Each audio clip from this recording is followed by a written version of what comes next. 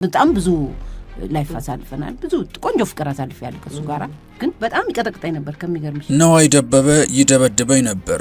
ድምጻዊት አስቴር ከበደ ድጋሚ ካጠፋው ሊገለኝ ተስማምቼን ፈርም ያለው ትለናለች አርቲስቷ። በዘመናቸው በፍቅር አብሮ ክንፍ ብለው ከኛ ውጪ ማንንም የለም ብለው የነበሩት አስቴርና ነዋይ የፍቅር ድራማቸው ትውውቃቸው እንዴት ነበረ? ነዋይ በጣም ኃይለኛና ቀናተኛ ፍቅረኛ እንደነበር የምትናገረው ድምጻዊት አስቴር ከበደ የመናው የማግባቷ ሚስጥርስ ከወዴት ነው?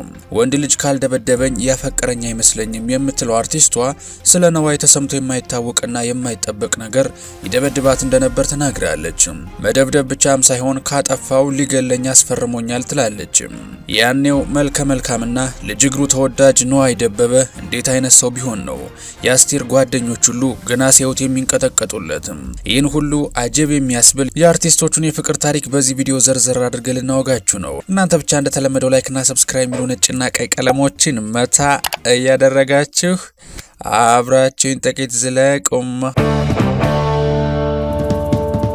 ነዋይ ደበበና ድምጻዊት አስቴር ከበደ ሁለቱም ተቀጥረው እሱ በድምጻዊነት እሷ ደግሞ በተወዛዋዥነት በራስ ቲያትር እየሰሩ በጓደኝነት ቀረቤታቸው በድንገት በፍቅር የወደቁት አስቴር ከበደና ነዋይ ደበበ ሁለቱም በየድርሻቸው በሙዚቃው ኢንዱስትሪ ቀላል የማይባል ተጽዕኖን አሳድረዋል። በተለይ ደግሞ ነዋይ አስቴርን ከተወዛዋዥነት አውጥቶ አንቺ መክሊትሽ ውዝዋዜ ሳይሆን ዘፈን ነው ብሎ 8 ግጥምና ዜማ ሰጥቶ አልበም እንድታወጣ ከረዳት በኋላ ዛሬ ላይ የደረሰችበት የዝና ማማ ላይ እንድትደርስ ነዋይ ለአስቴር ትልቅ አስተዋጽኦ አበርክቷል። ነዋይ በሙዚቃው ዓለም ለጋስና መሰሰት የማያውቅ በመሆኑ ከራሱ የረሴና ዘመናዊ ሽሬ ስራዎቹ በተጨማሪ እውቅና ተወዳጅ ለሆኑ የሀገራችን ድምጻውያኖችም ግጥምና ዜማን ሰጥቷል። ከነሱ መካከል ጥላውን ገሰሰ፣ ፀሐይ ዮሐንስ፣ መስፍን አበበ፣ ሐመልማል አባተ፣ ደረጀ ደገፋውና ኤልያስ ተባባል የሚጠቀሱ ናቸው። እኔ ለምን ሰስታለው ጥበብ ከእግዚአብሔር ነው፣ ለኔ ግጥሙም ዜማውም እንደ ዝናብ ያለማቋረጥ እንደ ጅረት ነው የሚዘንብልኝ የሚለው ነዋይ እስካሁንም ግጥምና ዜማውን ለመስጠት ወደ ኋላ ብሎ ሰስቶ ያውቅም። በጥቅሉ ወደ 150 የሚሆኑ ግጥምና ዜማ እውቅ ለሚባሉ ዘፋኞች እንደሰጠ ይናገራል። ራሱ ከሰራቸው ገና ትላንት እንደወጡ እንደ አዲስ የሚደመጡ ከትውልድ ትውልድ ዘመን ተሻጋሪ ሙዚቃዎቹ መሃል ማዕበል፣ የጥቅምት አበባና ለቀድሞ ባለቤቱ ያቀነቀነው አሜን የተሰኘው ድንቅ ስራው ይጠቀሳል። አስቴር ከበደን ብትሆን በስርቅርቅ ድምጿ ዛሬም ድረስ ስራዎቿ አይረሴና እንደ አዲስ የሚደመጡ ተወዳጅ ናቸው። ከአልበሟ 8ቱን ግጥምና ዜማ የሰራላት ነዋይ ደበበ እንደነበር ትናገራለች። ነዋይ በወቅቱ ፍቅረኛዋን ብቻ ሳይሆን ባለውለቷም ጭምር ነበረ። ነዋይ ከሰጣት ስራዎች መሃል በተለይ ደግሞ እንዲህ ነው ጉብል እንዲህ ነው ልጅ ልብ ያገኘ ሰው ያላማላጂ ናግባ በሉት ቆሟል ከደጅ እንዲህ ነው ጉብል እንዲህ ነው ልጅ ብላ የዘፈነችው ዘፈን ይሄማ ነዋይ ለራሱ አስቴር ያሞጋገሰችው እንድትዘፍኑ አድርጎ የሰጣት ግጥም ነው እየተባለ እስካሁንም ድረስ ይታማበታል። ይሄን ብቻም ሳይሆን ሌሎቹንም ግጥምና ዜማዎቹን ጭምር ነዋይ ራሱ ግጥምና ዜማዎቹን ስለሰጣት ሁሉንም በማለት ደረጃ ለራሱ ነው ያዘፈናት ይላሉ። ነዋይ በበኩሉ ለዚህ ምላሽ ሲሰጥ እኔ እንደዛ አስቤ አልነበረም፣ ግጥምና ዜማዎቹን ስሰጣት ለራሴ እዘፍናቸዋለሁ ብዬ ያዘጋጀዋቸውን ዘፈን ነው ወደ ሴት ቀይሬ የሰጠዋት በማለት ያንን ወሬ አስተባብሏል። ነዋይ ለራሱ ብሎ የገጠማቸውን ግጥምና ዜማዎቹን በአጋጣሚ ስጠኝ ሲባል ብድግ አድርጎ የሚሰጥ የዘፈን ለጋስ ነው ተብሎ ቢጠቀስ ማጋነን አይሆንም። ታዲያ ነዋይ ለቀድሞ ጮኛው 8 ስራዎቹን ሰጥቶ አልበሟንም አውጥታ ስሟ እንዲገን ካደረገ በኋላ አስቴር የመናዊ አግብታ አረብ ሀገር በመሄዷም ጭምር አልፎም ልጆቿን በማሳደግ ላይ ትኩረት አድርጋ ከሙዚቃው ርቃ በመቆየቷም ድጋሚ አልበም ልታወጣ አልቻለችም። ታዲያ የመናዊው ባለቤቷ ካረፈ በኋላ ነዋይ የሰጣትን የድሮ ዘፈኖቿን በዘመናዊ መልክ አሻሽላ ተጫውታቸዋለች። ከነዋይ በኋላ በቃኝ እንዲሁ እንደተከበርኩ ብቆይ ይሻለኛል ብላ አዲስ አልበም ልታወጣም አልቻለችም። በዘመናቸው በፍቅር አብረው ክንፍ ብለው ከኛ ውጪ ማንንም የለም ብለው የነበሩት አስቴርና ነዋይ የፍቅር ድራማቸው ትውውቃቸው የጀመረው በራስ ቲያትር ነበረ። ድምጻዊት አስቴር ከበደ ራስ ቲያትር በገባችበት ወቅት ነዋይ ስለነበረበት ሁኔታ ስትገልጽ በጣም ቆንጆና ብዙ ሴቶች የሚፈልጉት ኩሩና ኮስታራ ነበረ። አንዲትም ፍቅረኛ ነበረችው ትላለች። ከአስቴርም ከአስቴርም ጋር ከዛ በኋላ ትውውቃቸው በስራ አጋጣሚ ሆነና በጣም ተቀራርበው ጓደኛሞች ይሆናሉ።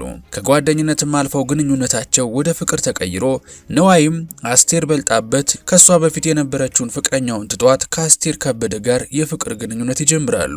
ነዋይ በጣም ኃይለኛና ቀናተኛ ፍቅረኛ እንደነበር አስቴር ትገልጻለች። ወደ ሙዚቃ ሙያው ሙሉ ለሙሉ ከመግባቱ በፊት በደርግ ጊዜ ወጣቶች ለወታደርነት ይመለመሉ ስለነበር አየር ኃይል ውትድርና ሰልጥኖ እንዲሁም አገልግሎም ስለነበር በውትድርና ወቅት የሰለጠነው ስልጠና ኃይለኛ ተደባዳቢና ቁጡ አድርጎት ነበር። ራስ ቲያትር ያሉ ሌሎች ባልደረቦችም ጭምር የሚፈሩት በጣም ኃይለኛ ሰው ነበር ነዋይ። ታዲያ ይህ ኃይለኝነቱ ከአስቴር ጋር በነበረው የፍቅር ግንኙነት ላይ ተጽዕኖ መፍጠሩ አልቀረም። አብረው ያሳለፉት በነበረው የፍቅር ህይወታቸውም ነዋይ በጣም ይደበድባት እንደነበር አስቴር ደጋግማ ትገልጻለች። የነበረውንም ሁኔታ በማስታወስ ካወራችው ገጠመኝ መሃል በአንድ ወቅት መቱ ወደ ገጠር ለስራ በሄዱበት ነዋይ ከነፀሐይ ዮሐንስ ጋር በመሆን ከእንግዳ ጋር ሲጫወቱ ቆይተው ወደ ቤት ሲገቡ አስቴርና የራስ ቲያትር ጓደኞቿ ተሰብስበው እየተሳሳቁ እየተጫወቱ እያለ ነዋይ ሲመጣ ጓደኞቿ ነዋይን ይፈሩት ስለነበር ተሯሩጠው ተበታትነው ወደ የክፍላቸው ይገባሉ። ነዋይ ጓደኞቹን ከሸኘ በኋላ አስቴርን እኔ ስመጣ ለምን እንደዛ ተሯሯጣችሁ? ማን ነበር ብሎ ይጠይቃታል። አስቴርም ኧረ ማንም አልነበረም ብትለው ሊያምናት ባለመቻሉ ፊቷ እስኪያብጥ ድረስ ይደበድባታል።